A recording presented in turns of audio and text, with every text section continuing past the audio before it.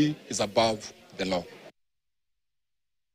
Na turejelee swala la elimu. Zaidi ya wanafunzi 18,900 kutoka shule mbalimbali wanufaika na chakula cha mchana kupitia mradi wa Tap to Eat uliozinduliwa katika eneo bunge la Limuru kwenye kaunti ya Kiambu. Shule 50 zikijumuishwa katika awamu ya kwanza ya mpango huo. Mradi ulizinduliwa rasmi katika shule ya Umoja Limuru na mbunge wa Limuru John Kiragu, ambaye alisema kwamba lengo ni kusaidia familia zisizo na uwezo wa kifedha kuwalisha watoto wao wakiwa shuleni. Kiragu alieleza kwamba ananuia pia kuhakikisha kila mwanafunzi wa sekondari Limuru anapata mlo wa mchana kabla ya mwisho wa mwaka huu.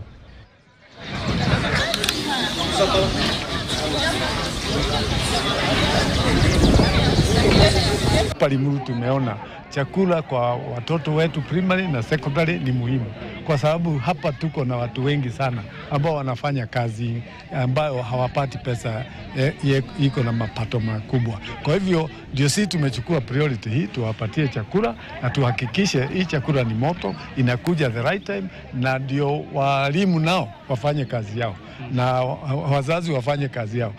Wakati mwingi unaona kunakuwa na changamoto nyingi sana kwa wanafunzi kukua shuleni, lakini kufuatia huo mpango tumefurahia sana kama walimu, kwa sababu tutaweza kuwa na wanafunzi wakiwa shuleni.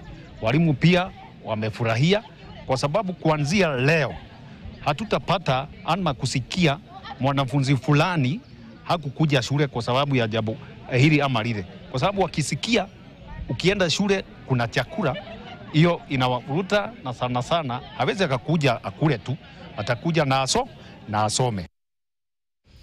Na hali ya huzuni imetanda katika kijiji cha Lukusi, eneo bunge la Lugari kwenye kaunti ya Kakamega.